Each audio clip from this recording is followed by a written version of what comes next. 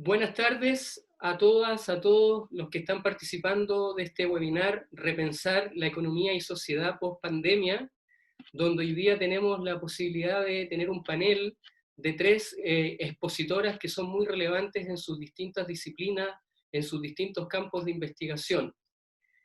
La idea de esta conversación, reflexión, es a partir justamente del desarrollo disciplinar, el desarrollo de la docencia, por cierto, y la investigación que tienen estas tres investigadoras, y que hemos querido contribuir desde una mirada latinoamericana a poder pensar o repensar lo que ha sido justamente estos 3, 4 meses que llevamos todo el mundo en pandemia, y particularmente regiones tan sensibles y tan amigables para todos nosotros como son México, Argentina y nuestra propia realidad. Y por eso que entonces hemos invitado en primer lugar a María Dolores Lorenzo. Ella es doctora en Historia, es investigadora y profesora titular del Instituto de Ciencias Históricas, ¿cierto?, de la Universidad Nacional Autónoma de México, la UNAM. Su campo de investigación tiene que ver con las políticas públicas, tiene que ver con el mercado laboral, el mercado financiero. También ha estudiado lo que son las crisis, que es un último libro que tiene muy relevante para justamente ajustarse a esta situación que estamos, por ejemplo, viviendo hoy día.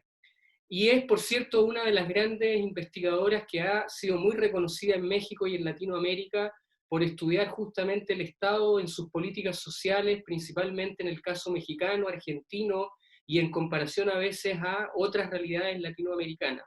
Por tanto, estamos muy contentos de estar con María Dolores esta mañana y que esté disponible para poder dialogar y reflexionar con nosotros.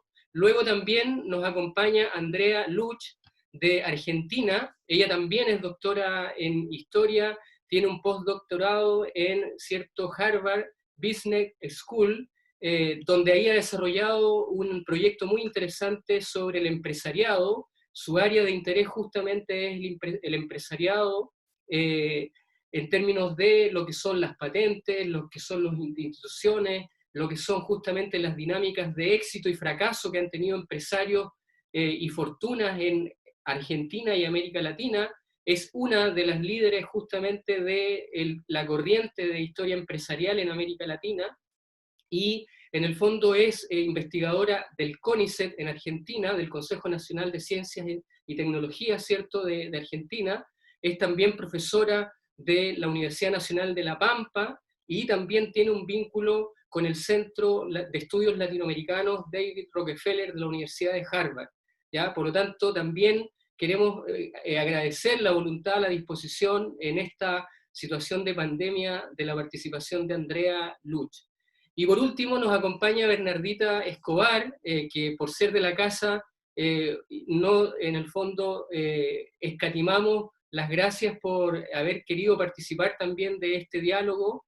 Ella es en el fondo ingeniero comercial de la Universidad de Chile, licenciada en Economía de la Universidad de Chile y doctora en Economía por la Universidad de Cambridge, ¿ya? Actualmente es profesora titular de la Universidad de Talca, de la Facultad de Ciencias Sociales y la Facultad de Ciencias Jurídicas y Sociales de la Universidad de Talca, donde hace docencia en la carrera de Administración Pública. Sus áreas en el fondo de investigación tienen que ver justamente con la historia de las mujeres en el emprendimiento, en las patentes, en las marcas. Ha sido muy destacada también en estudiar justamente todo este fenómeno de cómo las mujeres se asocian desde muy temprano con el patentamiento, con las marcas, ¿ya? Y eso lo ha llevado a hacer historia de mujeres en las empresas. Ha tenido una trayectoria también en el servicio público, en el Ministerio de Economía y Fomento, ¿ya? Hoy día también encabeza la Comisión de Transparencia del Ministerio de Hacienda para poder en el fondo fomentar un gasto público realmente transparente y ajustado a las necesidades de una modernización del Estado. Y en realidad es una investigadora y una docente muy destacada porque ha participado también en centros tan relevantes como el CIE-Plan. Así que, Bernardita, también agradecemos el tema. Y por último, algo que no es menor y que estaba en el afiche. En el caso de Bernardita, es presidenta de la Asociación de Historia Económica de Chile. En el caso de Andrea Luch, es presidenta de la Asociación justamente Argentina de Historia Económica. Y en el caso de María Dolores Lorenzo, es presidenta de la Asociación Latinoamericana e Iberoamericana de Historia Social. Por lo tanto, creo que de sobra tenemos elementos para poder tener una rica discusión hoy día todos nosotros. Bueno, la dinámica va a ser unos 15 o 20 minutos donde va a exponer cada una de ellas su mirada como, en este caso, que era lo central de este webinar, que es repensar la economía y sociedad post-pandemia. Luego de esas tres exposiciones de 15 a 20 minutos, donde yo la voy a regular con mucha estrictez, porque si no podríamos estar aquí como en muchos momentos y ratos discutiendo, vamos a pasar a las preguntas y comentarios del público, y les pido entonces al público que nos vayan escribiendo sus comentarios y preguntas en el chat, que luego vamos a ir unificando en, obviamente, una síntesis para poder ajustarnos relativamente a 1 hora y media, 1 hora 40 como máximo de, en el fondo, este webinar. Bueno, doy el pase primero a María Dolores Lorenzo. Bueno, primero que nada, muchas gracias, Patricio, por la generosa presentación, por la invitación y, bueno, una felicitación al CIDEP por esta mesa. Como en otras ocasiones, también espero que la discusión con las colegas de Chile y Argentina, Bernardita y Andrea, nos lleven por lo menos a repensar el complejo panorama de nuestro entorno, que ahora es una coyuntura de pandemia, pero también a reflexionar cómo hemos llegado hasta aquí y hacia dónde tendríamos que ir en América Latina. Primero, voy a comenzar con una cosa que parece una obviedad, pero enfrentamos el desastre con el arsenal que nos viene de la visión del mundo, de nuestras opiniones, de nuestras decisiones, de los usos y costumbres que tenemos y que son parte de un proceso histórico que, tú lo decías bien, tenemos en un pasado en común. Por eso creo que sí vale la pena pensar desde la perspectiva comparada. También, por otro lado, es cierto que vamos a lidiar la emergencia de esta pandemia situados específicamente a partir de condiciones materiales y coyunturas socioeconómicas que ya existían en cada localidad. Y que si bien vamos a tener en estos escenarios condiciones muy particulares, de manera generalizada me parece que América Latina va a ver cómo se recrudecen las desigualdades sociales. Sabemos sin duda que las catástrofes no crean las desigualdades, pero sí las agravan y sí las muestran con toda su crudeza. Y podríamos hacer realmente una lista muy larga de ejemplos que han circulado en las redes y en los periódicos de cómo las diferencias de género, las étnicas, las de clase, redundan en escenarios de exclusión en nuestros países. Y vemos cómo algunos grupos sociales, algunos más pequeños, más grandes, ven mermadas sus posibilidades de sobrevivir y van a tener serias dificultades para recuperarse de esta pandemia. No sé, no sé si las políticas públicas post-pandemia podrán corregir estos mecanismos de la desigualdad, pero al menos si las consideramos, si las visibilizamos, podremos contenerlas, considerarlas o no reproducirlas. Eso ya sería una ventaja. Ante la actual pandemia, se han desarrollado muy distintos modelos para mesurar los daños y precisar la dirección e intensidad de la reconstrucción focalizada en áreas y en grupos muy específicos, grupos vulnerables y áreas vulnerables en nuestros territorios. Yo en esta exposición lo que quiero presentar es algunos aspectos que las políticas públicas post pandemia van a tener, en mi opinión, que enfrentar. La primera es que casi, en el caso de México, casi un 60% de la población ocupada se ubica en el sector informal. Un gran número de personas viven de su ingreso diario y pese a los riesgos del contagio, tuvieron que salir a la calle a buscar un medio de subsistencia. Estas son personas que forman parte de los pobres y de los vulnerables por carencias sociales y pobreza por ingreso.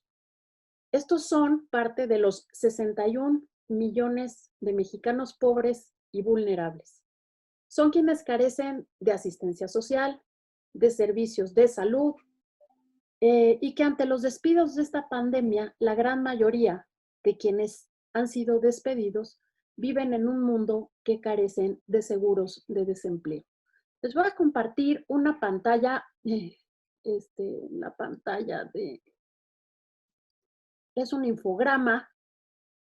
Me dicen cuando lo vean. Está habilitado. ¿Está habilitado? Ok. Ujú. Este es, Ahí se está viendo. lo están viendo, es la medición de la pobreza, son los datos ¿Lo pueden eh, ampliar, María comparativas. Dolores? ¿Lo puedo abrir más? Ok, Sí, lo abro más. Ahí lo tienen en la pantalla. ahí está muy bien. Estos son los datos de Coneval, que es el Consejo Nacional de Evaluación, y son los datos de pobreza comparados en los últimos del 8 al 18. Bueno, eh, la gran mayoría de quienes han sido despedidos ahora viven en un mundo que carecen de seguros de desempleo, y el problema aquí no es solamente la falta de ingresos que va a suscitar, sino también que van a tardar mucho tiempo en encontrar un nuevo trabajo.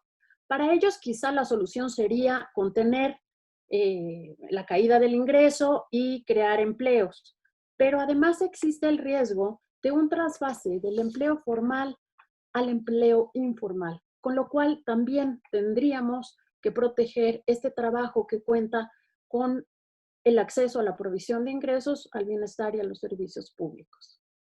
En este 60% de la población, además, predomina la obesidad por carencias nutricionales. Así también, en este porcentaje de la población se concentran los diabéticos, los que padecen enfermedades renales y los que presentan hipertensión. Cabe reiterar una vez más que la mayoría carece del tratamiento médico adecuado porque no tienen acceso a los sistemas de salud especializados ni tampoco a la seguridad social. México destaca en el contexto de la OSCE por ser uno de los países que menos gasto público destinó porcentualmente al gasto total en salud. Así que en México, para paliar la ausencia de estos servicios, los hogares destinan más o menos el 41% de sus gastos en salud, y este gasto incluye medicamentos, gastos catastróficos y de emergencia. La carencia de este grupo de la población, que representa a este 60% de mexicanos, también tiene repercusiones o también muestra carencias en relación a la vivienda. No habitan en una vivienda digna. Para la construcción de sus casas emplean materiales ligeros, duermen más o menos 3 personas por habitación, y casi la mitad de ellos no tienen acceso a servicios básicos, entre ellos el agua, por lo que no se han podido lavar las manos con la frecuencia que recomendaban los epidemiólogos. Así que es de extrañarse que el número de contagios en México no supere significativamente el porcentaje de esta misma población en países que no tienen estas carencias. Es cierto que habrá que considerar el subregistro y las pocas pruebas que se han hecho en México para registrar el contagio, los contagios. Bueno, otro aspecto a considerar para enfrentar el regreso a la nueva, o a lo que le han llamado el regreso a la nueva normalidad, es que antes de la pandemia en México ya se reportaban altos niveles de violencia familiar, y que en parte la presión económica y el confinamiento en estas condiciones precarias ha suscitado, según algunos datos de las organizaciones de la sociedad civil, un incremento en las llamadas de ayuda por violencia. Y en un análisis de los datos de los refugios nacionales, que es una AC para mujeres, se encontró que las posibilidades de emprender una vida independiente fuera de los refugios y fuera de los espacios de los hogares donde hay violencia intrafamiliar se han dificultado ampliamente por la escasez de opciones laborales, porque las escuelas han permanecido cerradas y por el mismo confinamiento. Entre febrero y marzo de este año, los delitos asociados a la violencia de género aumentaron casi un 13%. Además, bueno, cabe recordar que México ya tenía uno de los índices más altos de feminicidios, con más de 800 casos de feminicidios reportados o registrados eh, por año. Me parece que sí va a ser necesario esperar a que pase la pandemia para averiguar o datar con precisión la letalidad según estratos sociales. Pero es muy probable que las repercusiones de esta afecten de manera muy directa a la subsistencia de la población, que era ya de por sí vulnerable. Me parece, sin embargo, que podemos adelantar con los datos que tenemos que la presión por la falta de ingreso, aunado a la tensión que genera el hacinamiento, la carencia de servicios básicos y la incertidumbre ante el contagio sin expectativas de recibir atención, incidirán en más muertes y otros daños sobre este grupo de la población. Porque sabemos que la base de la pirámide social, salió a la calle en busca de sustento diario, se enfrentó al virus y a la posibilidad de fallecer debido a la acumulación de carencias y no tuvo acceso a la seguridad social. Aunque cabe señalar que el IMSS, que es el Instituto Mexicano del Seguro Social, donde están afiliados el grueso de los trabajadores, abrió sus puertas a los no afiliados en estos últimos meses cuando presentaban casos de COVID. En el regreso a la normalización, también valdría la pena considerar la territorialización de los efectos de la pandemia, porque lo que comenzó en México como una epidemia concentrada en las áreas urbanas ha ido alcanzando poco a poco los lugares más alejados y menos urbanizados. Mientras el número de contagios crece, los nuevos lugares que el COVID alcanza son los de mayor vulnerabilidad, tanto en términos demográficos, socioeconómicos, como de accesibilidad a los servicios de salud. Y realmente porque no es lo mismo enfermarse en la Ciudad de México que en una comunidad otomí de la Sierra Madre Occidental, la distribución territorial diferenciada va a reflejar las zonas de mayor vulnerabilidad ante la epidemia y las difíciles implicaciones que va a tener para reconstruirse cada región, cada área, cada localidad. Considerando la capacidad de resiliencia de las sociedades ante el desastre, me parece que habría que insistir en dos puntos. El primero, voy a dejar de compartir porque ya, bueno, esto tiene que ver con pobreza. El primero tiene que ver con avanzar hacia la institucionalización de un sistema de protección social y de salud de cobertura universal, con una oferta integral de prestaciones y con calidad en los servicios. En México, el sistema de asistencia y salud muestra que si bien se ha perseguido, sobre todo los últimos 10 años, la universalidad, estos han sido sistemas muy frágiles, precarios, heterogéneos y con bajos estándares de provisión a las poblaciones en situación de pobreza y excluidas. Además, en México cumplimos cabalmente con la ley del cuidado inverso, que establece que los peores estándares de provisión de salud están disponibles para la atención de la población con mayores necesidades. Por otro lado, valga decir que están concentrados en la Ciudad de México y que esta es otra manifestación del acceso desigual que históricamente ha operado en nuestro país. Ahora bien, si queremos avanzar hacia un nuevo sistema de cobertura universalista, el segundo aspecto sobre el cual hay que insistir es en una reforma fiscal, porque se requiere realmente ya, urge un financiamiento con un cargo a impuestos generales que solamente será sostenible a largo plazo con una profunda transformación del régimen fiscal que busque la redistribución justa del ingreso con tasación progresiva en la que podamos revisar, por ejemplo, las exenciones de impuesto a las grandes empresas y a los regímenes especiales de los empresarios y pequeños medianos que tienen condiciones usualmente de excepción. Quizá voy a meter aquí algo de ruido, pero valdría también en esta revisión fiscal, aunque no sea un tema prioritario, pensar en las formas de relación que tendrá el Estado con las organizaciones de la sociedad civil y aquel sector que en México está muy, muy, muy por detrás de América Latina, que es el sector de la filantropía. Pero bueno, esto es una cuestión menor. Esta reforma, la reforma fiscal, ha sido una tarea que ha ido quedando pendiente desde hace varios sexenios y también, aunque nos parezca raro, este gobierno que apuntaba hacia un proyecto más de izquierdas, tampoco se ha proyectado una reforma fiscal de esta dimensión. Quizá por falta de voluntad política, con el argumento de fomentar la inversión de las grandes empresas, debido a la imputación de corrupción de las autoridades. Lo cierto es que sabemos, todos sabemos, que cobrar impuestos nunca ha sido fácil. Pero para el caso de México, me parece que hoy la reforma fiscal encontraría un argumento coyuntural: recaudar más dinero de la mano de una reforma social que garantizara un sistema de protección como el que eh, señalábamos, pero que tuviera protección universal, sostenible, con un seguro de salud, un seguro de vida y una pensión mínima para todos los mexicanos. Esta sí que sería una innovación que contribuiría de alguna manera a no seguir pagando los costos de las inequidades sociales que en nuestros países se manifiestan en forma de inseguridad, violencia y humillación. Para cerrar con una reflexión desde la historia, me parece que podemos buscar en las epidemias del pasado todo aquello que se pueda aprender.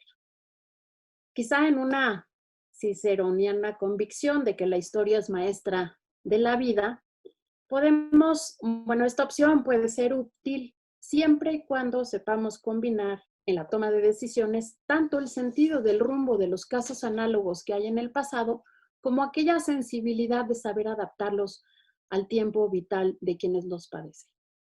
Los historiadores, por ejemplo, en escenarios de pandemias pretéritas, siempre reconocemos, en diferentes contextos, pero como una continuidad que los cierres, las cuarentenas y los toques de queda limitan los riesgos del contagio y muerte, pero siempre imponen costos económicos.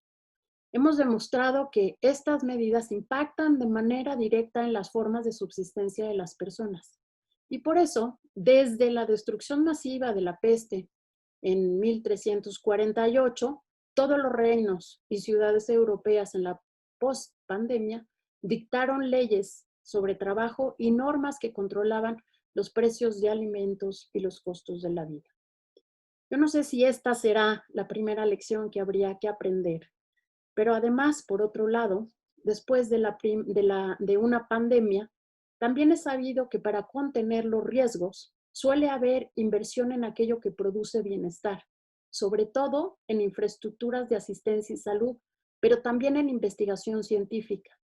Así, en los periodos post-pandemia se han construido grandes catedrales, hospitales, hospicios, o bien se modifican los protocolos de investigación, pues se conoce que esta es una manera de fortalecer a una sociedad ante las recurrencias catastróficas por epidemia.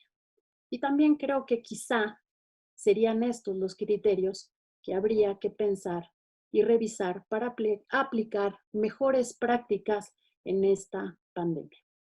Yo con esto cerraría. Muchas gracias. Gracias, María Dolores. Me parece que, bueno, tus reflexiones desde una mirada de retrospectiva y lo que son los contextos de ahora en términos de los desafíos desde el Estado, desde lo que puede ser justamente una política económica, son fundamentales, y yo creo que muchos de los países nuestros están discutiendo esto a propósito de los retrocesos en tan pocos meses de lo que se había ganado quizás en 15 o 20 años de esfuerzo de las familias, y por otra parte de ciertas políticas del Estado que fueron en beneficio de rescatar justamente a los más pobres y a los más vulnerables de América Latina. Así que ahí tenemos un punto para poder luego discutir o hacer preguntas. Mientras le doy el pase a Andrea, quiero saludar a todos los amigos y amigas que están desde Latinoamérica y de Europa en estos momentos a través del Zoom. Hay muchos amigos que están en Colombia, Argentina, Perú, Uruguay, Bolivia, en estos momentos que están conectados. Hay algunos que están desde España, otros que están desde Inglaterra, así que sin dejar de saludar a los locales, que son nuestros estudiantes de ingeniería comercial y nuestros profesores, más muchos profesores de otras facultades de la universidad, y también de la región, donde hay mucha gente que se ha ido sumando a las actividades del centro y que han organizado la Escuela de Ingeniería Comercial. Les queremos dar un cordial saludo, porque en realidad es importante irse sumando a este tipo de experiencia, y sobre todo si uno puede llegar a otros lugares de Latinoamérica y Europa. Así que agradecidos por esa participación. Bueno, ahora los dejo con Andrea Luch. Andrea, ya está abierto tu micrófono. Sí, bueno, muchas gracias. Yo compartí pantalla, no es que tengo muchas filminas, pero para ir organizando mi presentación. Quiero comenzar agradeciendo la invitación que me hizo llegar Patricio Herrera González y a todo el CIDEP y a la Escuela de Ingeniería Comercial de la Universidad de Valparaíso. Todo lo que diga, por supuesto, a partir de ahora es de carácter estrictamente personal, más allá de la representación de la asociación, como tú mencionabas, o de las distintas instituciones donde trabajo.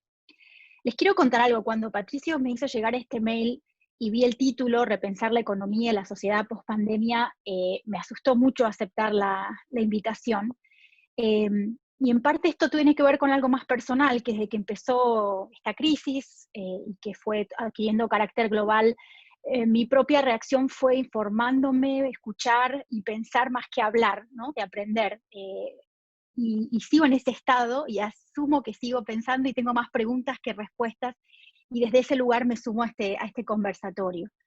Creo que no voy a ser original en la sensación de que hemos vivido agobiados por la cantidad de información, también la desinformación, que es otro fenómeno que se ha amplificado en la coyuntura que vivimos, al punto de que nos hemos sentido agobiados y que la Organización Mundial de la Salud ha tenido que calificarla como infodemia masiva, ¿no? Alertando de los daños que esto tiene. Esta sensación además creo que se ha visto agudizada, y esto lo conversábamos antes de iniciar el conversatorio, por la extrema digitalización que hemos sufrido en muchos, pero particularmente la gente vinculada a la academia, que estamos enseñando online, trabajando online, y esto también es otro tema que me parece que por ahí se puede rediscutir en el que viene después. Esta reacción a este miedo escénico de participar en este seminario un poco se apagó, y por eso decidí aceptar cuando también lo miré de otra manera, que es parte de los temas que yo les quiero proponer a modo de debate y compartir algunas reflexiones. Formaban parte ya de un curso de posgrado que yo doy, sobre todo pensando en formación de ingenieros, de gente de administración, no historiadores, y que se trata de analizar la evolución del capitalismo en América Latina desde fines del siglo XIX hasta el siglo XXI, con foco efectivamente en el rol de empresas y empresarios, y repensar la globalización en el largo plazo. Y quiero decir que cuando hablo de empresas y empresarios, es en un sentido mucho más amplio, incluyendo el debate sobre el Estado empresario, algo que María Dolores bien cerraba su conclusión, sobre las políticas públicas, incluso el rol del Estado con sus grandes inversiones, este Estado incluso que en algunas teorías como más recientes, Mazzucato y otros economistas están hablando del Estado como innovador, pero también de otros sistemas empresarios con América Latina, sistema B, que están proponiendo empresas con propósito y sumando el déficit o la necesidad de tener un sector más vinculado no solo con la creación de valor, sino con una responsabilidad social y ambiental. Entonces son los temas de mi curso, y por eso me animé a participar, y de hecho después les voy a mostrar unas filminas que enseñó en mi curso. Dicho esto, a modo de una introducción muy general, y siempre parándome un poco de ese punto de un observador pensante, una de las cosas que más me ha llamado la atención en este tiempo, incluso en esta convocatoria, es, bueno, este debate, yo no soy lingüista ni pretendo, pero ¿qué hay en el nombre o qué hay detrás del nombre? Es decir, ¿cómo se ha calificado y qué significado tiene calificarlo de una manera u otra? Hablamos de pospandemia, hablamos de un mundo sin COVID. Alguien está diciendo que eso sería desde la perspectiva técnica incorrecto. Y más importante para este seminario, es realmente un punto de quiebre. Y esto para los historiadores nos toca muy de cerca, ¿no? Porque nuestra materia prima es el tiempo, la reflexión del tiempo. Lo planteo como una pregunta porque hay muchos discursos que estamos hablando de que estamos en un cambio de época, más que en una época de cambios. Otros están hablando de que estamos en una aceleración de la historia, o que se trata de un shock, de una envergadura desconocida en la historia reciente. Como historiadora, por supuesto, tal vez es una obviedad, pero me parece importante, y creo que es una voz que a veces falta en este debate mundial, es que necesitamos algo más de retrospectiva para poder conocer el alcance, la magnitud real, e incluso encontrar comparaciones. Por supuesto que es un ejercicio absolutamente importante y necesario, pero saber si es distinta, es parecida, en qué, creo que son temas que todavía necesitamos un poco más de tiempo, ¿no? Si pensamos esto, empezamos a discutirlo en diciembre, estamos en julio, esto es algo muy pequeño si uno pone en la larga duración. Por supuesto entiendo que estas etiquetas o las búsquedas de significado se expresan un grado de ansiedad en el que vivimos, y esta etapa que estamos viviendo, que para mí una palabra clave es el concepto de incertidumbre, que en la economía se ha trabajado mucho, y que es muy, muy relevante. Por supuesto que esto ha disparado distintas visiones desde sociedades distópicas a otros discursos más positivos.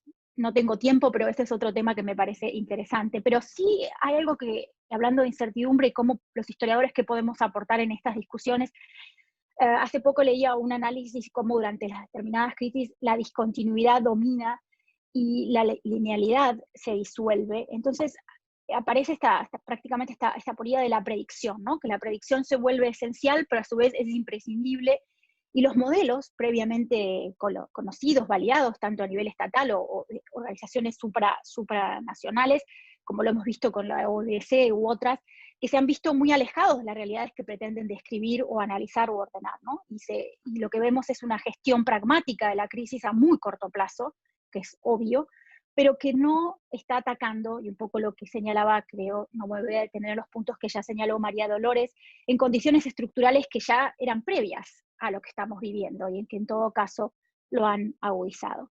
Y esta es mi segunda pregunta. Esto es la de la incertidumbre. Hoy pasó algo con mi... que si esta pregunta si fue inesperada, ¿no? Si miramos de una perspectiva global, hay algunos que están planteando que hubo un disturbio en un orden internacional, y algunos están hablando de normalidad, nueva normalidad. Eso es toda una discusión. A mí no me gusta el concepto de normalidad o nueva normalidad, debo confesar. Sí hay cosas nuevas, como los aislamientos, las cuarentenas, las restricciones de viaje, todas las reflexiones incluso filosóficas nuevas sobre la muerte, sobre todo en las sociedades occidentales. Esto es muy distinto, muchos hermosos análisis en este momento de filosóficos que plantean que es más para un golpe para algunas sociedades, con las occidentales muy mecanicistas, de un sistema industrial impuesto en el siglo, desde la primera revolución industrial. Pero... Y de hecho, no sé si ustedes conocen que los Estados Unidos tienen obviamente una enorme inversión en inteligencia, y el último reporte que se hizo antes del COVID o de la pandemia del coronavirus no incluía en los riesgos o las amenazas globales nada que hablara sobre lo epidemiológico, a una pandemia sobre la salud. Esto fue el año 2019. Entonces, mi pregunta no es capciosa, digamos, uno podría plantear que no estaba en ese listado, pero realmente hay una serie de condiciones que son previas, y me parece que por eso esta crisis a mí todavía me exige o me obliga más a pensar el presente, no solamente el futuro. Y por ejemplo, una de las cosas que a mí me parece que es relevante es pensar que esta crisis asociada, y esta crisis múltiple, ¿no?, asociada al COVID, puede verse como un indicador de defectos de un orden social preexistente. Ya, por supuesto, la emergencia climática, el debate de la sustentabilidad, esta desconexión entre humanos y medio ambiente, y el gran debate de la desigualdad, que estaban analizadas, expuestas y debatidas previamente. Esto ya lo explicó María Dolores previamente, y lo ha dicho muchas personas, que la alta desigualdad de ingresos es un flagelo social desde muchos puntos de vista, pero en este contexto en particular, por supuesto, conduce a peores condiciones sanitarias y afecta la vulnerabilidad y también las muertes. Tenemos que saber más qué va a pasar, pero eso ya se está viendo, ¿no? Y sobre todo vemos a parte de nuestra población con el 60% de informalidad, 40% depende de los porcentajes, pero es un rasgo común en América Latina y otros países del tercer mundo, de las economías emergentes, como los queramos llamar, donde vemos mayoría de trabajadores y trabajadoras de bajos ingresos que deben seguir adelante con la vida cotidiana a un riesgo de infectarse.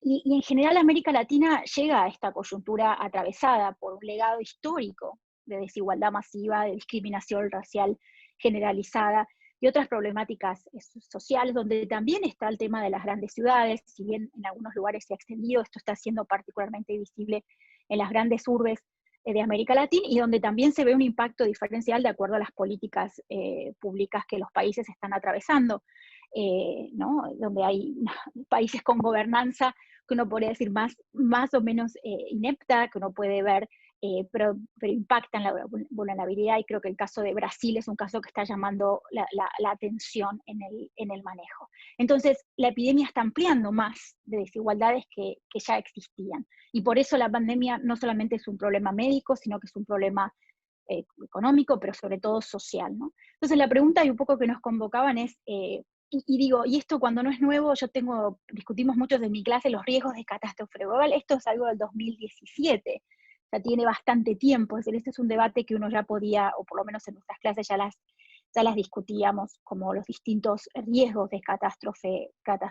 global. Entonces, un poco la pregunta es saber qué sigue. No hay forma todavía, y ese es un tema, como no hay formas de estimar cuál va a ser el impacto a nivel sanitario, tampoco a nivel de economías. Los últimos datos que están dando, esto es un mapa con datos del Fondo Monetario Internacional, la CEPAL también hace muy pocos días acaba de lanzar su pronóstico, pero hay mucha duda en el aire, pero lo que hay un consenso es que esto está teniendo graves repercusiones negativas en la economía mundial. La ONU ayer hizo un evento para plantear lo que viene después, el renacimiento de la economía global, y en el statement que hizo la ONU, está planteando que salvo que se tomen algunas medidas específicas, y después voy a cerrar con esto, se esperan años de crecimiento económico deprimido o interrupción de tendencias que, como bien decía Patricio, en algunas zonas había habido algunos avances contra la pobreza y otros fenómenos. Entonces, esto es una crisis humana, incluso la ONU ya se está hablando de esa característica, es una crisis de desarrollo, es una crisis de financiamiento. Para América Latina y para muchos otros países la deuda es un tema central. Otros países van a emitir, tienen otras capacidades financieras para hacer cargo a el gasto público. Eso no ocurre en América Latina y en otros lugares, y esta cúspide o esta crisis de la deuda es un problema que muchas veces enfrenta a elecciones imposibles, ¿no? Entre el servicio de la deuda, la protección de comunidades vulnerables, la lucha contra la pandemia, y creo que este es un debate completamente candente, ¿no? Entonces, básicamente en este proceso, y hay muchos impactos, yo no tengo tiempo, pero a mí un tema que me viene, este es por ejemplo un servicio del Foro Económico Mundial que habla de todos los factores que tiene el COVID, y podríamos estar horas hablando. Y a mí hay un tema en particular que hace tiempo que me viene preocupando mucho y que esta pandemia también visibilizó, que es esta idea de la vigilancia biopolítica, ¿no? Que va avanzando, o este capitalismo de vigilancia, pero no solamente es el capitalismo, sabemos que eso ha estado estudiado, y si a alguno le interesa, hay una nota que salió no hace tanto de Chul Han en El País, sobre este fenómeno en Corea del Sur. Entonces digo, para ir ya también afinando algunas cuestiones, ¿cuáles son mis reflexiones? Más que concentrarme en los nombres o las etiquetas, como veníamos diciendo, la capacidad de mensurar, porque esto es un debate que está completamente abierto. Algunas de las cosas que vuelvo a discutir, y que las tomé incluso del cierre de mi curso, que fue el 9 de noviembre del 2019, sin siquiera imaginar qué es lo que estábamos teniendo o que afrontar en este momento. Un tema es el horizonte temporal, ¿no? No sabemos ni cuándo va a terminar esta crisis. Stiglitz publicó hoy o ayer publicó una nota donde confirma que al principio de la crisis casi todos anticipaban una recuperación rápida en forma de V, con la idea un poco lo que decíamos antes, que al principio una breve interrupción, lockdown, iba a alcanzar, y que algunos meses nos iba a dejar en la misma posición. Hoy sabemos que no es así, ya estamos en julio, esta recuperación, algunos ya la hablan de fantasía, la economía, si existe posterior a este, va a ser, como decíamos, muy, muy anémica, o con muchos problemas. Y acá tenemos la macro, que es un poco lo que estábamos hablando, niveles de gasto, etcétera, oleadas de quiebras que se están hablando en todo el mundo, algunas con un impacto masivo con pérdida de trabajo, afectando ya un tema absolutamente crítico, porque no solamente tenemos grandes sectores de economía informal, sino el agravamiento con quiebras. Y la microeconomía, que también eso está señalando cómo está cambiando pautas de producción, de consumo, y los impactos que esto va a tener. Entonces ese es un primer nivel, el horizonte temporal, las dudas. Y lo segundo, a quienes les interesa la historia global, yo no me dedico a esto, pero cada tanto me acerco, y es esa pregunta, ¿qué es lo global en lo global? ¿No? Esto se habla de crisis global, la economía global. Y me parece que eso es un buen elemento para pensar. Pero también algo que nosotros, esto es uno de los esquemas que usamos en clase, es una adaptación de algo que ha planteado Jeffrey Jones, que es el profesor de Business History en Harvard, que es esta idea de también qué pasa cuando ponemos a largo plazo, ¿no? Y pensar en la economía con impactos de globalización, desglobalización, y ya en el 2008 algunos están viendo, como decía, una interrupción, ¿no? Y no podría detenerme ahora en este debate, pero me parece que es interesante. ¿Qué podemos saber, ¿no? En todo esto? Son las políticas, no las tecnologías, las que han generado estos shocks eh, de creación y de destrucción. Los impactos positivos, si los hubiera, dependen de las respuestas de los gobiernos y también el rol de los empresarios o de otros líderes sociales. Pero lo más importante es el potencial de descontento es muy alto, muy alto. Entonces, son los gobiernos, ¿no? Y otros líderes los que tienen que tener esta característica de planear, y esto mucho en un mundo que, como venimos viendo, y esto por eso vuelvo a insistir en mi punto de que no es nuevo, ya se viene discutiendo. Esta es la nota de Jeffrey Jones 2017, vivimos en un periodo de globalización, o como otro profesor de estrategia plantea la globalización en la era de Trump. O sea que estos son debates previos y esto no ha sido más que acelerarlo. Ahora, ¿qué me preocupa mucho cuando lo vemos desde acá, que era un poco lo que Patricio nos decía?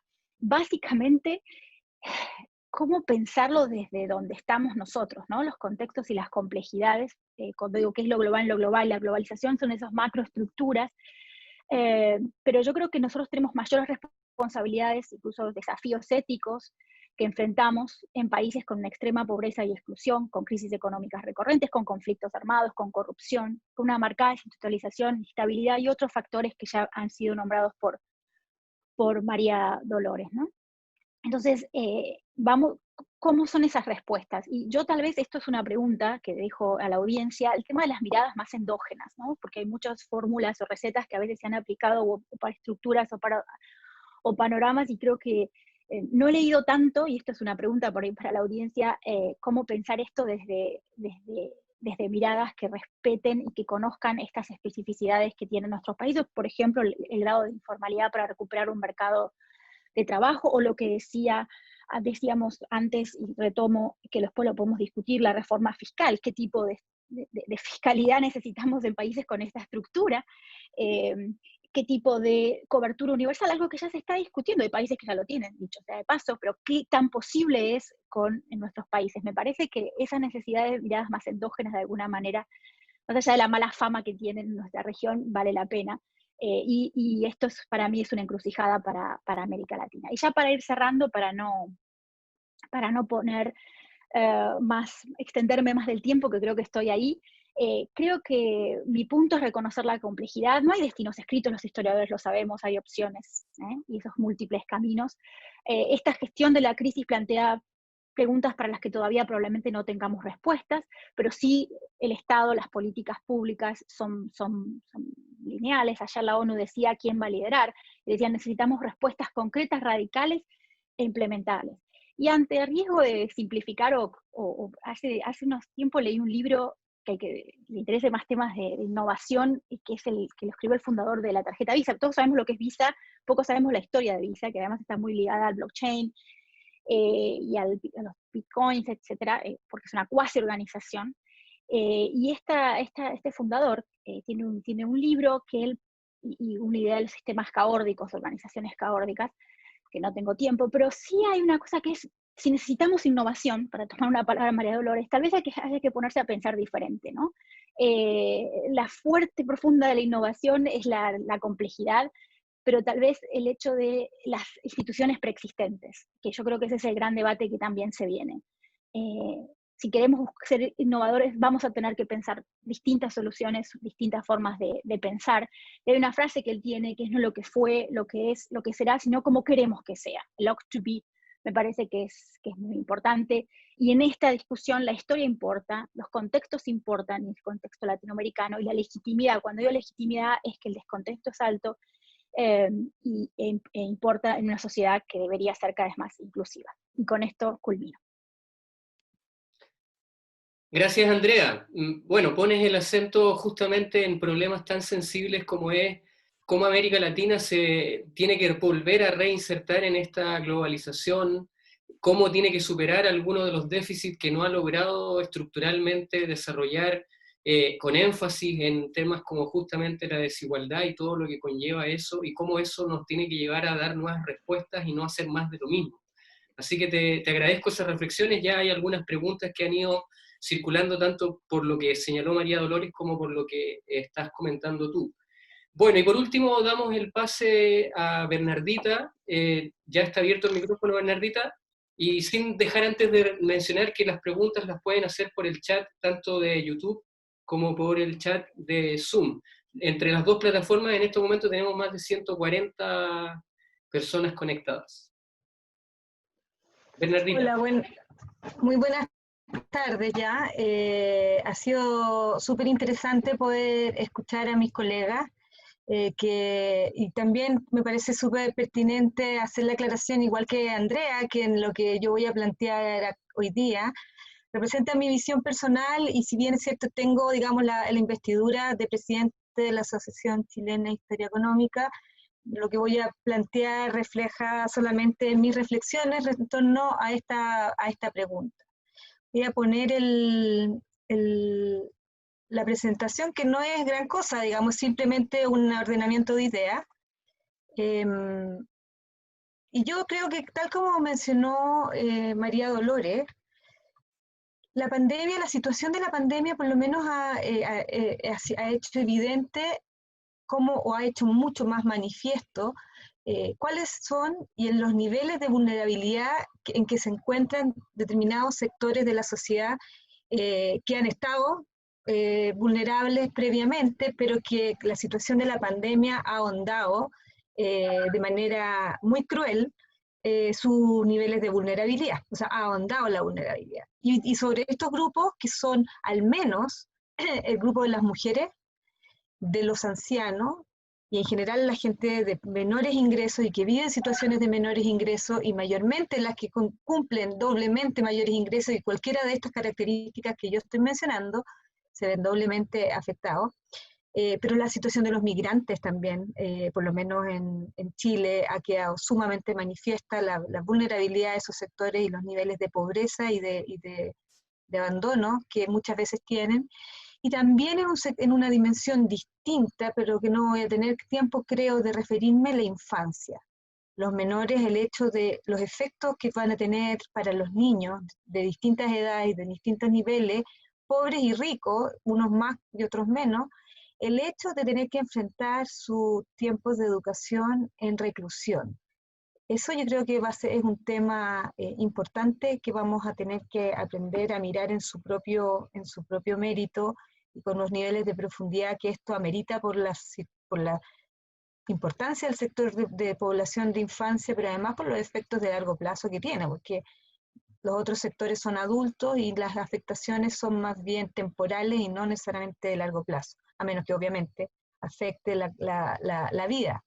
Pero hoy día quería tratar de relevar de qué manera la pandemia ha afectado la vulnerabilidad de las mujeres. Y no es menor, porque las mujeres representan la mitad de la población del mundo y no existen, tal como podemos discutir, tanta diferencia entre las mujeres que están en Chile, en México, en Latinoamérica, en Europa, en Estados Unidos y en Asia. Es decir, el nivel de vulnerabilidad puede cambiar, en algunos países puede ser mayor que en otros, pero la situación global de afectación hacia la mitad de la población en una situación de pandemia, yo creo que merece la importancia de ser tratado en primer orden. En lo más directo, aquí es evidente que en casi todas partes del mundo, Chile no es la excepción para nada, las mujeres abarcan una proporción altísima de la fuerza de trabajo que está en la primera línea enfrentando la pandemia en el sector salud, como enfermeras, como médicos, como auxiliares, TENS, etcétera, las distintas funciones que se ejercen dentro de los recintos hospitalarios y en general en el área de salud, pero en particular en los recintos hospitalarios públicos y privados, las mujeres tienen una alta cobertura, una alta importancia en la fuerza laboral y por lo tanto ese sector en particular está muy altamente compuesto por mujeres y están enfrentando evidentemente un alto riesgo de contagio y de contraer la enfermedad. Y eso lo podemos constatar. Ahora en el caso de nuestro país, hace un tiempo salió una noticia de las no sé, como 13 personas que han fallecido de este sector. En esa sola muestra había una representación bastante equitativa entre hombres y mujeres a nivel de letalidad, pero una doctora hace poco publicó, que yo no conozco las cifras, así que esto es solamente tentativo, lo que dijo la doctora Uneus, que en una clínica particular de Santiago, el 70% de las trabajadoras eran mujeres. Ahora, al margen del sector salud, las mujeres siempre han sido, y en todas partes del mundo, han recibido remuneraciones o compensaciones pecuniarias menores por las labores equivalentes que ejercen sus pares masculinos. Este es solo hecho por sí solo, independientemente de los niveles de, como si ustedes quieren, de injusticia que puede estar implícito en este hecho, convierte también a las mujeres en un sector mucho más vulnerable a ser despedido o desvinculado de sus labores, porque son en general más baratas, entre comillas, de ser despedidas. Y las cifras de empleo que han salido, por lo menos en nuestro país, acá en Chile, ayer salió el martes salió la encuesta de empleo del INE, y mostraba altos niveles de desempleo en general, pero concentrados de manera más fuerte en mujeres, pero también una fuerte caída en la participación laboral de las mujeres. ¿Y por qué? Porque las mujeres reciben no solamente menos remuneraciones porque sus pares hombres, sino que además están enfocadas también en sectores o en funciones que están mayoritariamente ocupadas por mujeres, que como tal reciben compensaciones menores. Y además se junta el tercer efecto, que debido a las diferencias de género entre las funciones realizadas al interior del hogar, que le caben mayoritariamente a mujeres, le han cabido mayoritariamente a mujeres, y todas las encuestas que yo he visto de uso de tiempo muestran que la cantidad de horas total de mujeres que realiza, o sea, la hora total de trabajo que realizan las mujeres entre labores remuneradas y no remuneradas son mucho más altas en el caso de las mujeres, conlleva el hecho de reconocer que las labores no remuneradas que realizan adentro del hogar las mujeres le han llevado una responsabilidad social mayor a las mujeres de hacerse cargo de esas funciones, y por lo tanto, en una situación de riesgo de salud vital de su familia o de sus seres queridos, las mujeres se retiran del mercado laboral a hacer las labores de cuidado dentro del hogar, por la familia más inmediata, pero también por la familia extendida, sin recibir ninguna compensación económica por hacerlo, ni tampoco previsional, o una falta de reconocimiento de ese esfuerzo. Y por lo tanto la situación estrictamente laboral, o de la dimensión laboral de las mujeres, es de alto cuidado, es decir, las mujeres se retiran de la fuerza de trabajo, reciben menores ingresos, y por lo mismo son mucho más proclives a ser despedidas en una situación de riesgo económico más bien sistémico, como parece ser el caso de esta pandemia.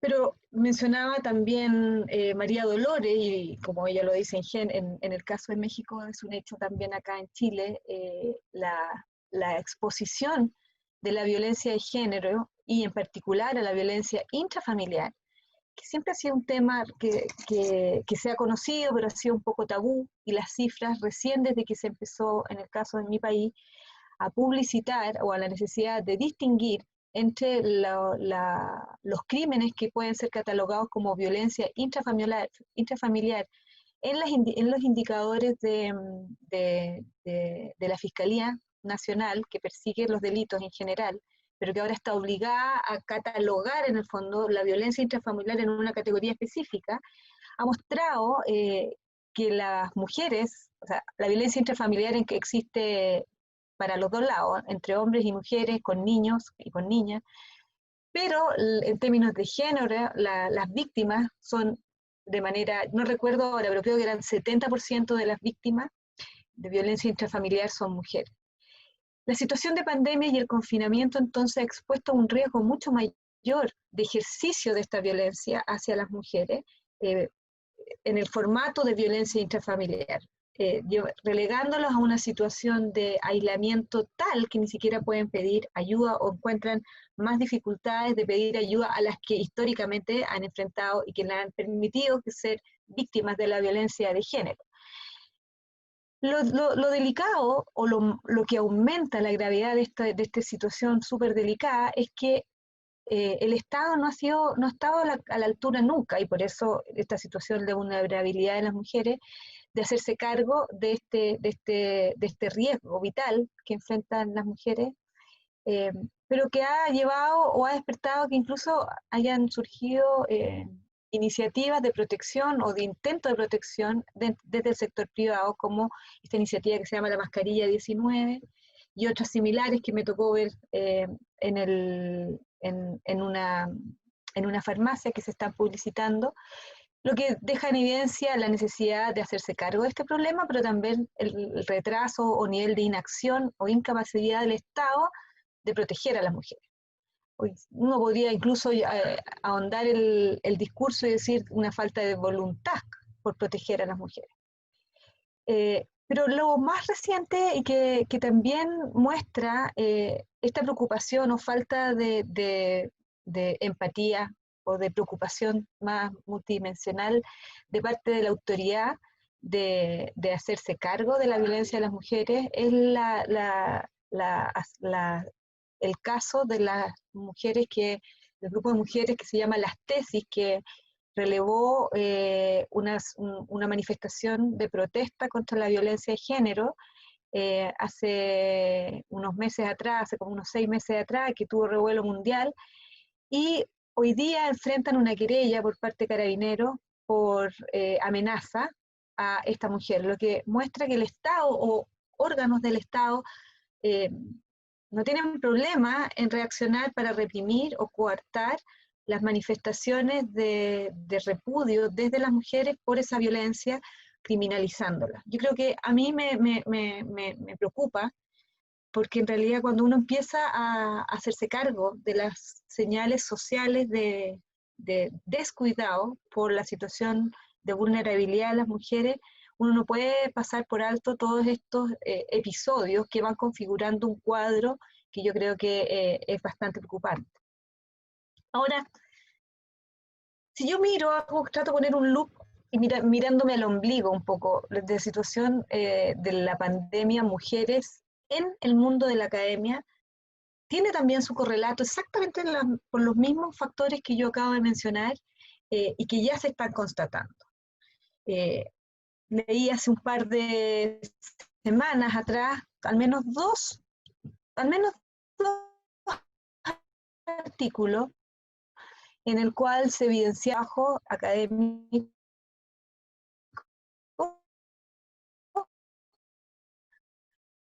de papers en revistas, los mismos factores que yo mencioné antes, porque tienen que hacerse cargo de las labores de cuidado al interior de su familia y de su familia extendida, porque la sociedad les permite o les obliga, digamos, socialmente a hacerse cargo, pero sus parejas, no se ven necesariamente afectados por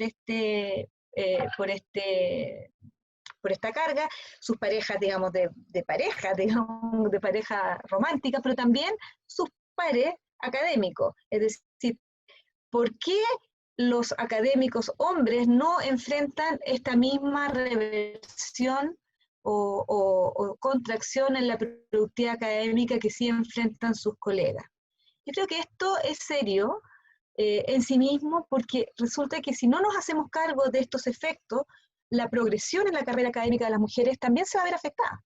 Y si nosotros consideramos además que la calificación de los docentes de los estudiantes, muchos estudios muestran que son mucho más severas con las profesoras mujeres que con los profesores hombres, enfrentadas entonces hombres y mujeres, profesores y docentes, a ser evaluados después de esta experiencia traumática que todos somos parte, que es la pandemia, a evaluaciones que van a probablemente ahondar los rastros de diferencia de género que ya traíamos y que no son necesariamente culpa de la pandemia, pero que la pandemia nos revela.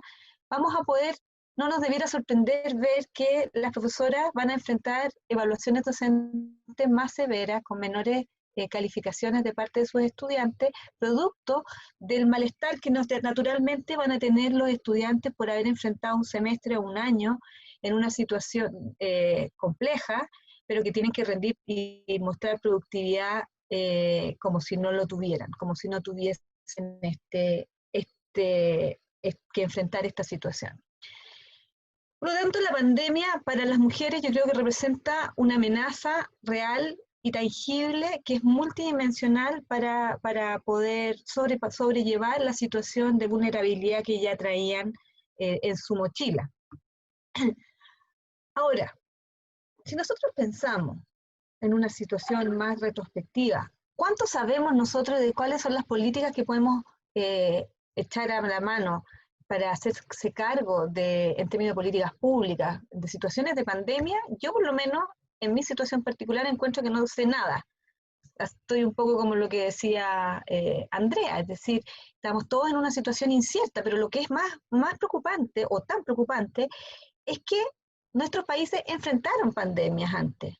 Y sin embargo, no, en el caso de mi experiencia, yo tuve una muy buena educación básica y media en un colegio particular pagado con una excelente profesora de historia, y jamás pasó por el currículum haber hablado ni siquiera de la pandemia, o sea, sí probablemente de la viruela en el siglo XVIII, no nada en el siglo XIX, donde tuvimos varios episodios súper serios, pero la pandemia de 1918, o sea, sencillamente no estuvo en el currículum. Tampoco en la universidad como para estudiar las políticas económicas que se enfrentaron a partir de la pandemia.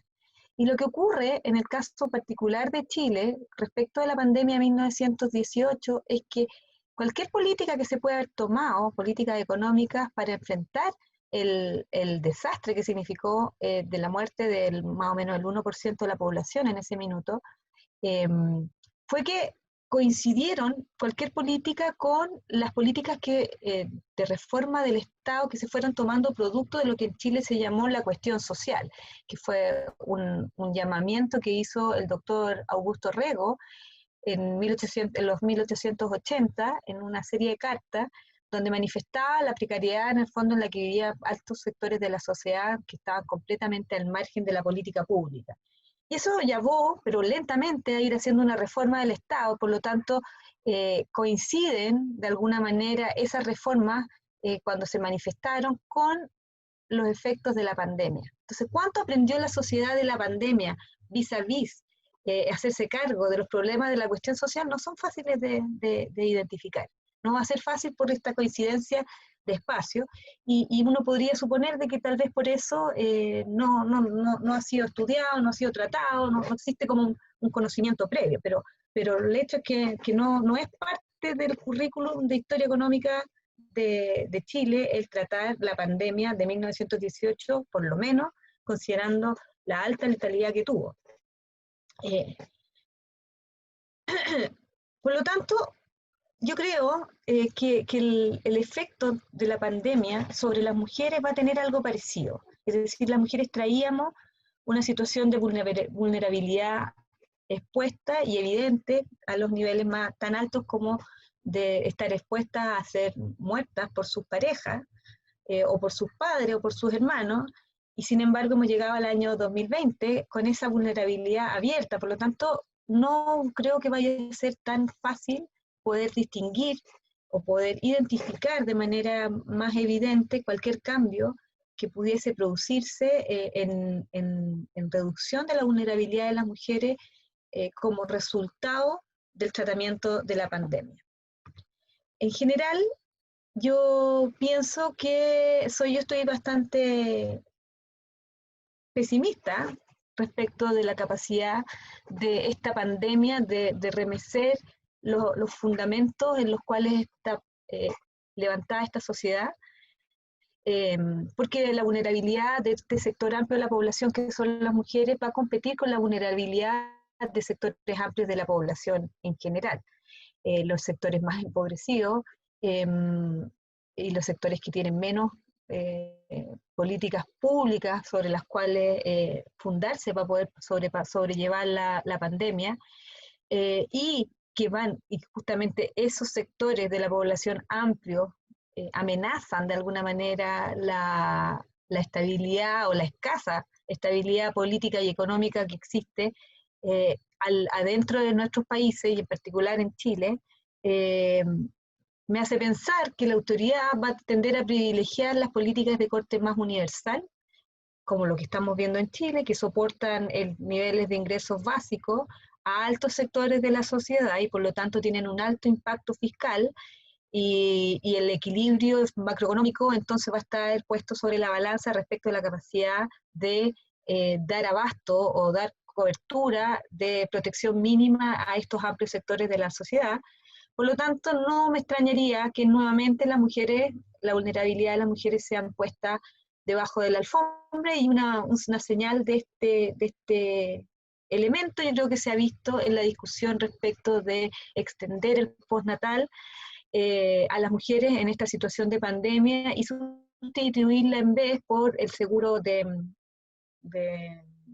protección al desempleo que se está extendiendo para que hombres y mujeres que tienen hijos menores de 7 años puedan tomar esta alternativa con cargo a un seguro financiado con el trabajo de las mismas personas y no por los fondos generales de la nación, y excluyendo entonces a sectores de mujeres trabajadoras que no tienen acceso a ese seguro, dejándolos nuevamente desvalidas y enfrentadas a tener que depender en la medida en que puedan de sus parejas que puedan tomar entonces el seguro de cesantía si es que tienen acceso para poder enfrentar la pandemia en su postnatal y no teniendo con quién dejar a sus niños. Por lo tanto, yo estoy pesimista respecto de la capacidad de que la sociedad enfrente las vulnerabilidades preexistentes de amplios sectores de la sociedad. ¿Y qué podemos esperar entonces de la pospandemia? Lo que les digo acá es que los sectores menos afectados por la pandemia, con los sectores que están más directamente afectados, yo creo que puede generar una división mayor entre la sociedad por muestras de falta de empatía por los primeros y por una exacerbación de la vulnerabilidad por parte de los segundos. De hecho, el hecho de pretender funcionar durante la pandemia como si no existiera en cierta medida, por ejemplo, con las clases online o sosteniendo el teletrabajo a quienes tienen acceso a poder realizar el teletrabajo, ha tensionado enormemente la vida cotidiana de todas esas personas. Porque es absolutamente imposible realizar las mismas labores en la misma cantidad de tiempo cuando además hay que hacerse cargo del cuidado de los hijos, de hacer las cocinas, la comida y todo lo que demanda vivir adentro de un lugar que uno está confinado. Por lo tanto, pretender cumplir con las mismas 44 horas de docencia y de investigación cuando las horas disponibles del día siguen siendo las mismas, yo creo que está atencionado a todas las personas que han podido mantener sus trabajos y han podido mantener trabajándose con teletrabajo, y su pretender que esto no existe, que es un poco lo que está detrás de lo que está ocurriendo, yo creo que va a estar generando una tensión amplia a nivel de la sociedad. Y además, para terminar, yo creo que la intromisión de la esfera del trabajo en la esfera de la intimidad producto del teletrabajo y producto del trabajo online es súper alta y significa un mayor riesgo también de fractura social entre los sectores que tienen una posibilidad de aislar la esfera laboral de la esfera de la intimidad de sus hogares, de quienes no lo pueden hacer. Y esto está mediado entonces por las condiciones de vida y de la construcción del hogar de las personas que tienen menos metros cuadrados y que tienen una familia menos numerosa, y que además dentro de la menor cantidad de personas que viven en la familia, personas que tienen familias que no requieren mayor cuidado, o sea, menores o personas mayores, y que están bajo mayores o menores niveles de fragilidad, va a mostrar una división puede generar una fractura entre los sectores que están más afectados directamente y que están más imposibilitados de hacer como si no hubiera ocurrido la pandemia, respecto de los que sí lo pueden hacer. Yo creo que esta el hecho de tratar de sobrellevar rápidamente y no hacerse cargo de las fuertes infracciones a la cotidianidad, digamos, que tiene la pandemia, incluso aquellas personas que no se están viendo afectados de manera directa por medio del contagio, creo que muestra el alto nivel de tensión y de fractura social que puede generar la pandemia hacia más adelante. Yo creo que con eso, con ese panorama bastante gris, termino mi intervención. Gracias, Bernardita. Bueno, Bernardita pone el acento primero en el tema del género y particularmente lo que implica a las mujeres todo este proceso que estamos viviendo y que son desafíos además a futuro tanto para el mercado laboral, la academia, lo que es justamente la violencia intrafamiliar o la violencia en general de la sociedad contra las mujeres, y me parece que eso es un punto no menor. Y quizás lo otro, rescatar lo que significan las enseñanzas de este proceso mismo en los modelos de gestión de la educación o el modelo de gestionar contenido en la educación, tanto primaria, secundaria, universitaria, para ir aprendiendo justamente de estos modelos, de estas crisis, y cómo eso puede afectar particularmente la vida cotidiana de las familias en aspectos, como dice muy bien Bernardita, que puede ser desde un metraje de casa, hasta en el fondo la convivencia con los vecinos, que también se ha ido muchas veces perdiendo por una vida mucho más individualista. Yo creo que en todos estos meses en México, en Argentina o en Chile, los vecinos los hemos conocido más de la cuenta, producto de esta misma pandemia. Y eso también nos tiene que hacer reflexionar cómo nos habíamos ido encerrando quizás como sociedad en una mirada más de metro cuadrado y no pensar en el otro. Bueno, miren, tenemos algunas preguntas en ambas plataformas, y para no centralizar en alguien la pregunta va a ser abierta, pero seguramente alguna de ustedes se va a sentir más interpelada. Por ejemplo, Sabina pregunta sobre el tema de las enfermedades de base que muchas personas tienen, en el caso mexicano, perdón, pero que yo creo que es tan común para Chile, Argentina, y que tiene que ver con la diabetes asociada a la obesidad. Y entonces Sabina pregunta si hay una política educativa concreta en México para ir desarrollando una fórmula de generar menos indicadores naturalmente de obesidad y con ello el que se vayan desarrollando otras enfermedades. Pero eso es abierto, por cierto, si Andrea y Bernardita quieren contestar en algo, pueden hacerlo. Estoy pensando sobre todo en el caso de Chile, que ya está rankeando también como una de las sociedades que cada vez va teniendo un mayor incremento de obesidad, y por lo tanto ahí podría haber una respuesta. Elías nos pregunta con respecto a las empresas, ¿por qué los gobiernos, por qué los estados se han resistido permanentemente en América Latina a hacer una fuerte política fiscal en contra de las empresas? Quizás es algo que puede contestar más Andrea, que lo ha estudiado, pero Bernardita también, por cierto, tiene elementos como para poder responder, no tan solo en un contexto pandemia, sino en un contexto quizás más de trayectoria histórica. ¿Qué le pasa, dice Elías, al Estado y a los gobiernos que administran esos estados? ¿Por qué resisten? ¿Por un tema de corrupción? Él agrega, por un tema de corrupción, por un tema de intereses entre la política y esa economía empresarial, o por falta de crédito y de consideración hacia la ciudadanía. Y en el caso del YouTube tenemos a Alonso Gómez, que nos pregunta algo muy relevante que tiene que ver con la innovación.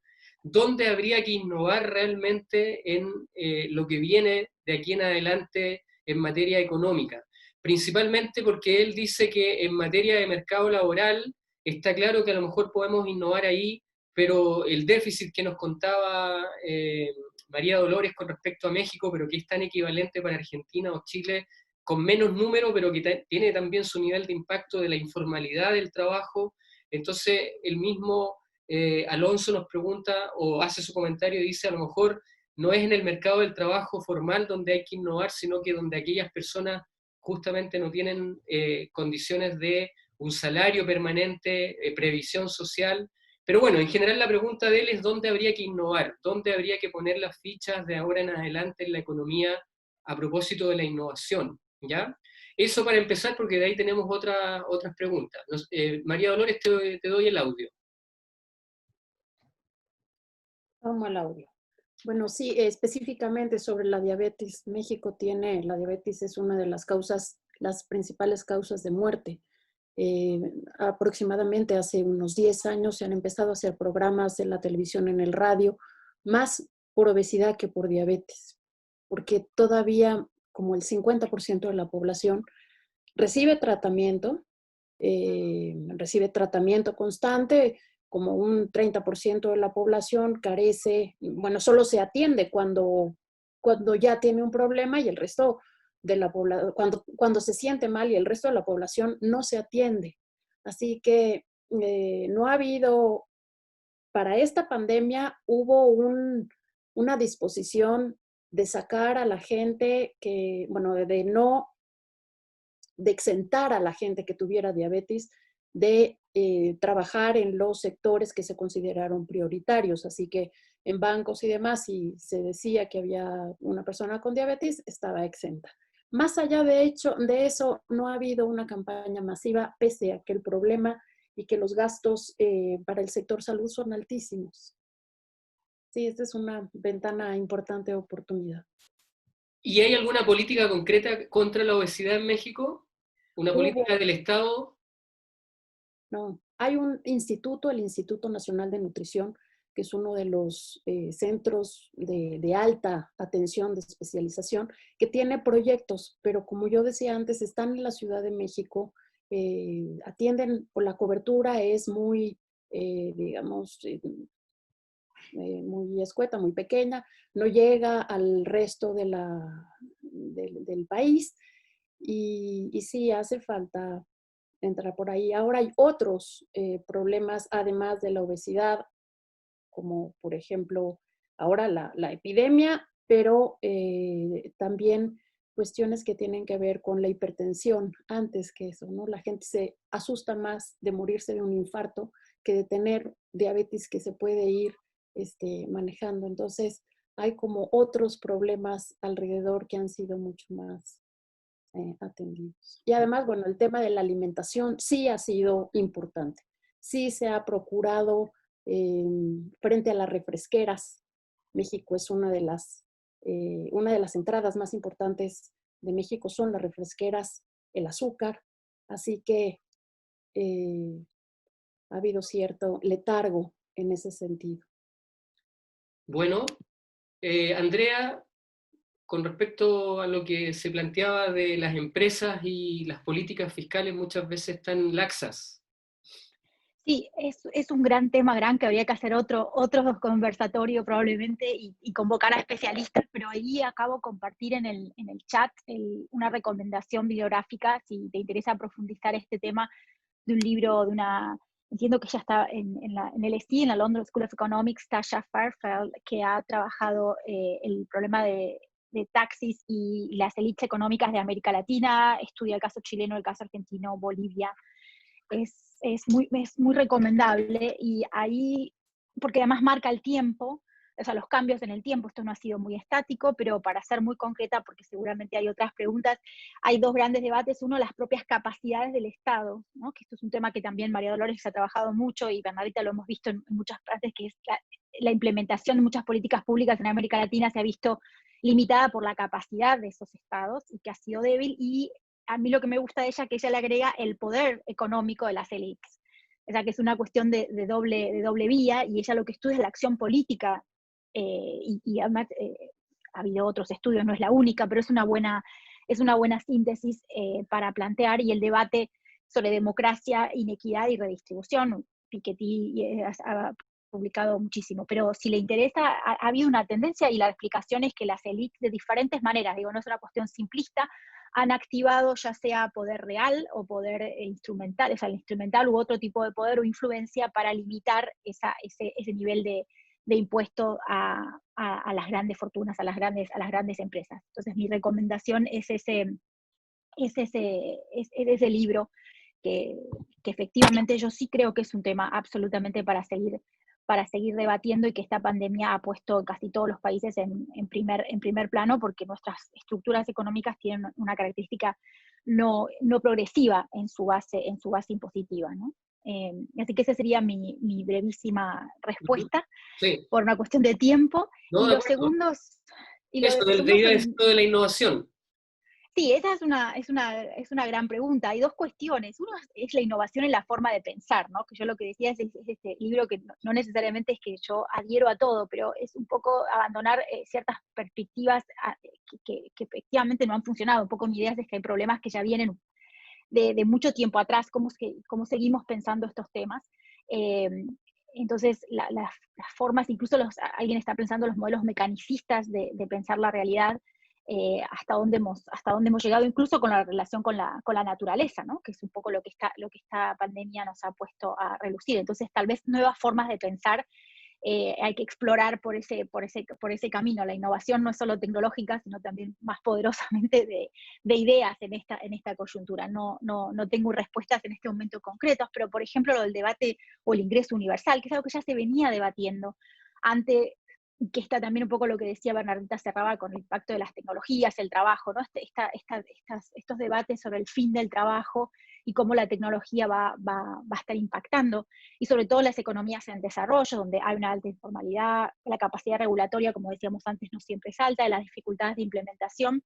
Y ahí lo que vuelve a aparecer, por lo menos en el corto plazo, digo, no sé si en el largo plazo, es la importancia de las políticas públicas, ¿no? Y del Estado, porque sabemos que el mercado no suele ser correctivo de estas cuestiones, y yo creo que ahí va a estar el foco, ¿no? En las políticas públicas y en un Estado muy presente para tratar, por lo menos en el corto plazo, de alivianar esto, y eso, si vos querés, en algunos casos se puede hablar de innovación. Hay algunos economistas que lo están planteando, que el Estado puede ser el big push que se necesita para superar en el corto plazo. Pero también es materia de debate, y puedo compartir algunas lecturas, por lo menos que están vigentes en este momento por el chat.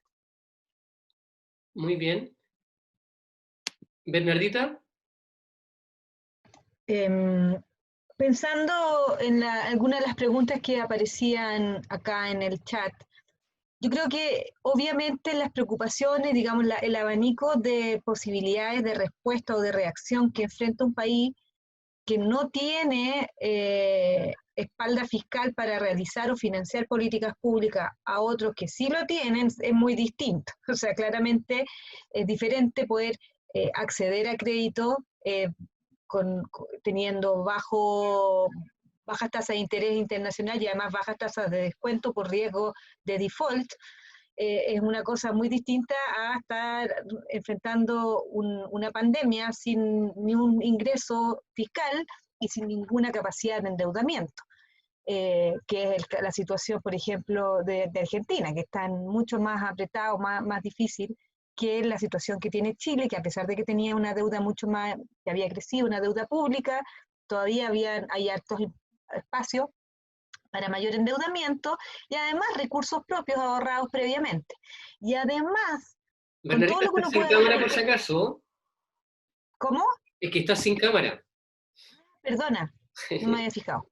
Eh, Además, si tú agregas a eso el hecho de tener una situación fiscal más holgada, como la tiene Chile, y haber hecho las reformas previas de seguro de desempleo, y de tener un seguro de desempleo que, si bien no cubre a toda la población, cubre a un sector importante, le ha dado la holgura en el fondo a este gobierno y a la oposición de poder acordar sobre medidas en un tiempo que unos podrán decir que se han demorado mucho, pero que dentro de todo ha sido breve, para poder proveer a los sectores más desprotegidos de la pandemia en términos de ingresos, niveles de ingreso básicos por un periodo acotado.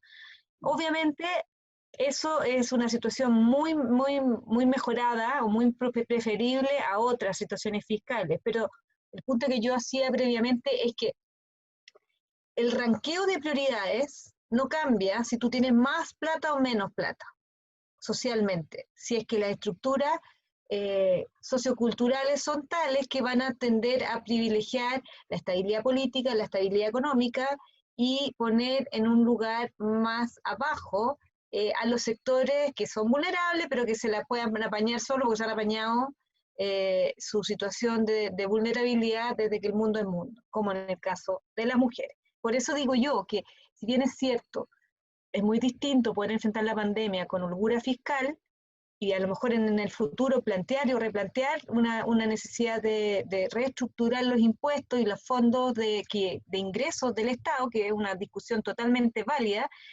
a no tener ni un ingreso y tratar de estar disputando los pocos ingresos que tienes tú en una situación de contracción económica, porque en el fondo estás disputándote una cantidad de ingresos mucho menor a tener ahorros previos sobre los cuales tú puedes tratar de estabilizar los niveles de ingresos. Pero eso no altera, y ese es mi punto, y en eso quiero ser un poquito majadera, no altera necesariamente la priorización de las políticas para cambiar la posición relativa de vulnerabilidad de sectores particulares como las mujeres o quizás los migrantes, etc. Bien, bueno, y ya para ir cerrando, porque por la hora es importante ya también darle espacio a la gente en sus horas de comida, en el caso chileno y argentino, y algo también del mexicano. Voy a sintetizar algunas de las preguntas y comentarios que es de Juan Francisco, de María Montero, de Joaquín, y más de Alonso también y Elías, que escribieron harto sobre los temas. Lo primero es sobre si el Estado en general, y esto es para las tres, si el Estado, ¿ustedes creen que va a tener un mayor protagonismo en términos de políticas sociales, en términos de instrumentos económicos, en este caso recaudar o hacer una recaudación fiscal mayor, o vamos a ver finalmente las disputas ideológicas de siempre entre los grupos progresistas, los grupos conservadores? ¿Cómo visualizan eso? Si podrían brevemente las tres referirse a eso. Estoy sintetizando varios de los comentarios y preguntas del chat. Lo segundo es ¿cómo ven ustedes esta discusión sobre capitalismo-globalización? Y dos autores han sido los que han monopolizado el debate, sobre todo en la prensa internacional, que es Zizek y cierto Chan, Jul Chan. ¿Cómo en el fondo ustedes ven esta dinámica de capitalismo-globalización? Efectivamente, la globalización tendrá un ajuste, tendrá una transformación en términos de la cooperación, en términos de las miradas nacionales con respecto a ciertos niveles de producción. Como se ha dicho, muchos países descuidaron los temas, por ejemplo, de producción de temas sanitarios, y ahora se han visto muchas veces vulnerables frente a embargos o frente a un sobre cierto stock de ciertos productos comprados solamente por uno o dos, en este caso, países en el mundo, y entonces hay una falta de stock hoy día en algunos de esos insumos. Entonces, esa dinámica capitalismo-globalización, ¿cómo la ven? Sé que es un tema complejo, pero por lo menos una idea. Y lo tercero es con respecto a cómo visualizan realmente que la sociedad, en términos de consumo, en términos de lo que significan las necesidades de las personas, se comportará de ahora en adelante, o seguiremos a veces con el sobreconsumo, el endeudamiento, que fueron parte de las políticas inclusive de América Latina. Si está Bernardita, que está con el micrófono abierto, puede empezar si quiere.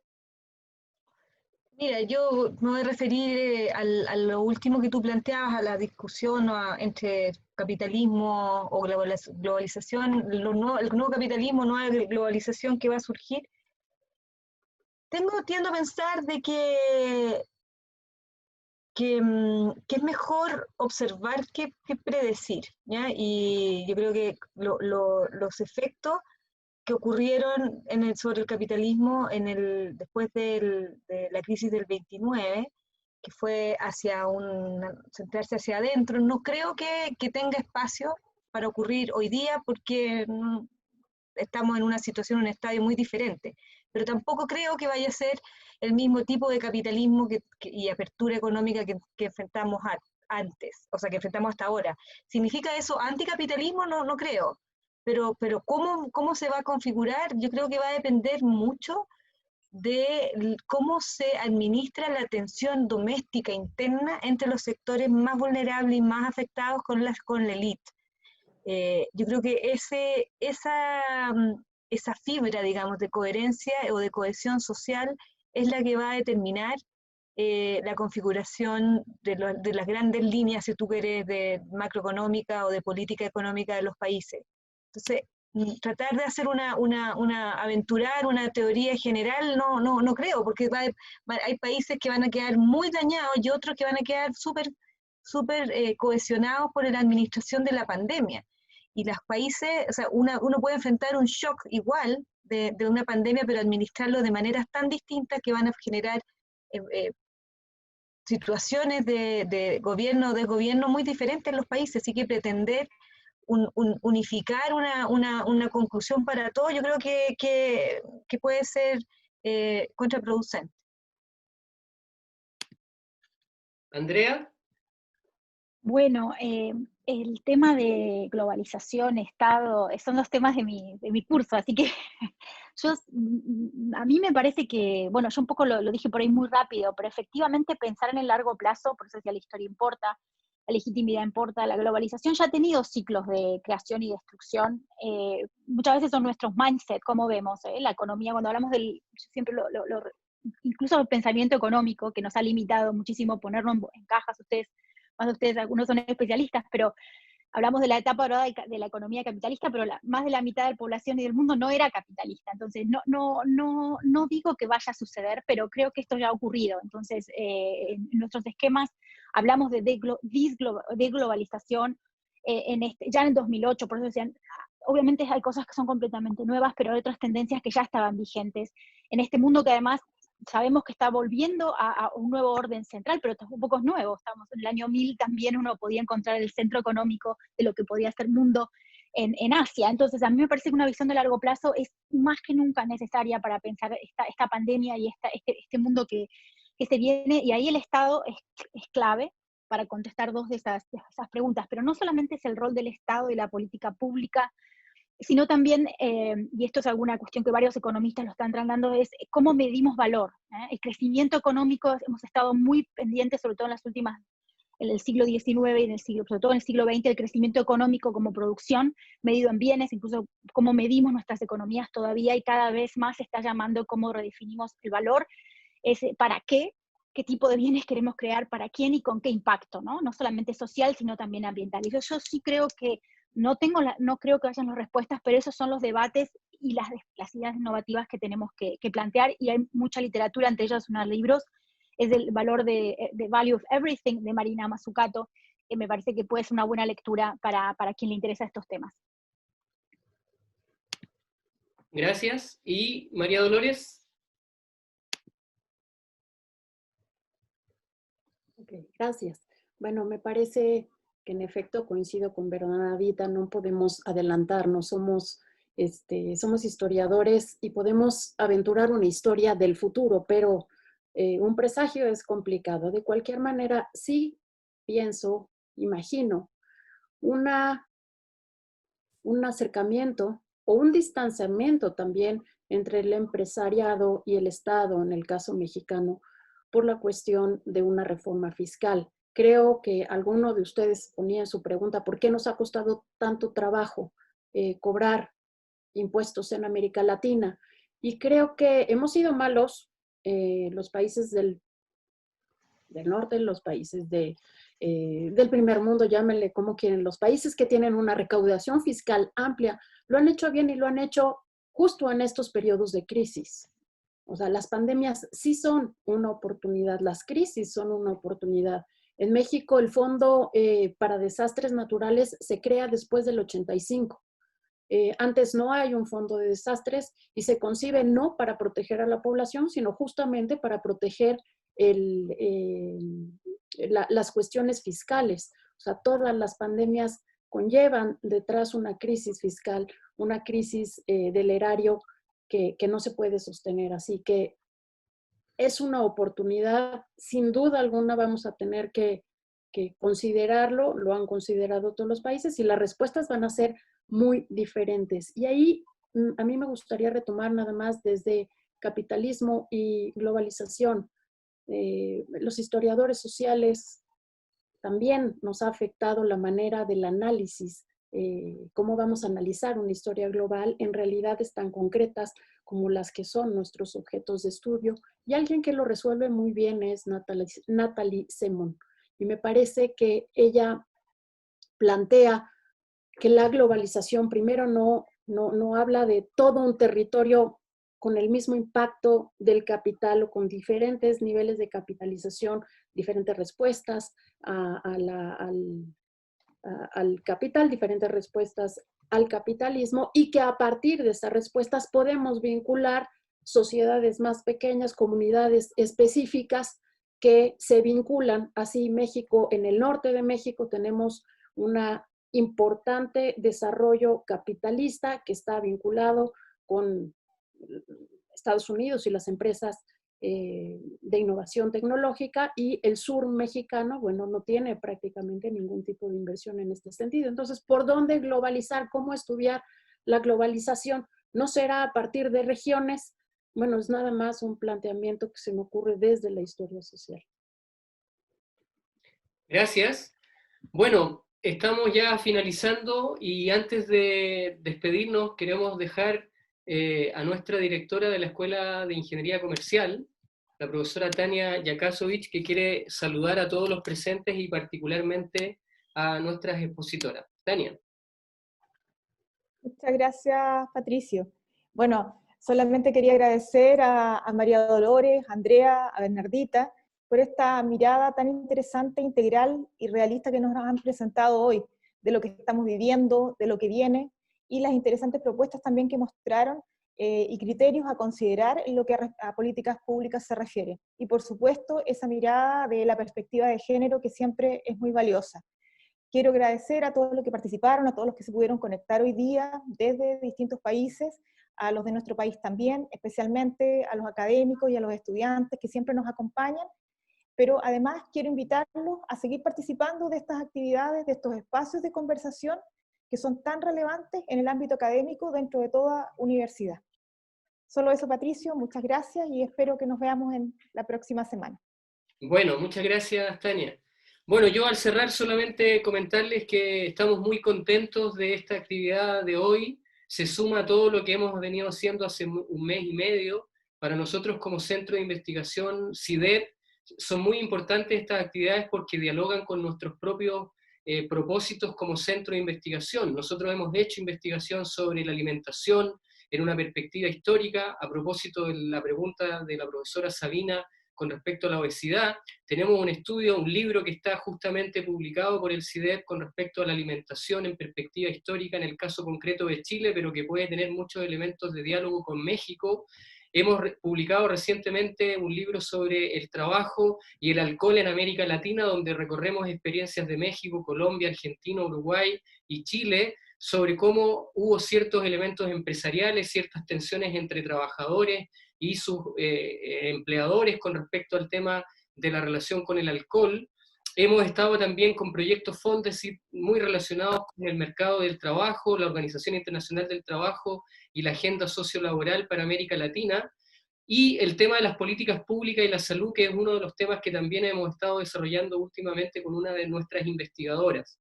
¿Ya? Y también estamos hoy día con un proyecto sobre el tema de la automatización y la inteligencia artificial, y entonces de alguna manera todo esto dialoga muy bien con lo que nos ha contado Bernardita, Andrea y María Dolores, y por eso que yo les quiero agradecer a las tres realmente su participación, las ganas que han puesto por tratar de enfrentar con mucho desafío lo que es justamente hablar de cosas que no uno puede tener con tanta certeza porque no sabemos cuánto es lo que puede durar esta pandemia, pero en ese diálogo es donde uno crece, uno reflexiona y uno ingresa a poder tener la posibilidad de escuchar otros contenidos, otras experiencias.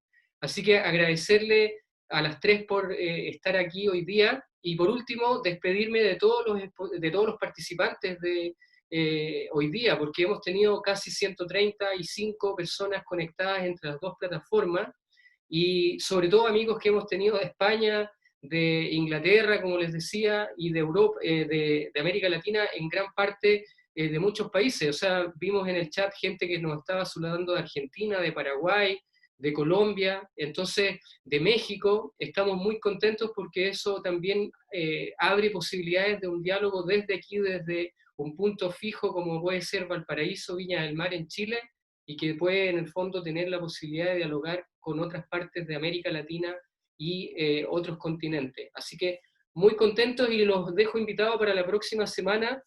El jueves próximo vamos a tener a Ernesto Otone hablando sobre justamente democracia y globalización en el mundo de la post-pandemia. Así que muchas gracias y nos estamos viendo en una próxima oportunidad, y como siempre estamos diciendo, porque hay que enfatizar en eso, hay que cuidarse frente a toda esta situación que estamos viviendo en todo el mundo y particularmente en nuestra realidad chilena, donde está todavía muy presente la enfermedad y sobre todo, lamentablemente, las muertes. Así que cuídense cada uno de ustedes y gracias por haber estado con nosotros.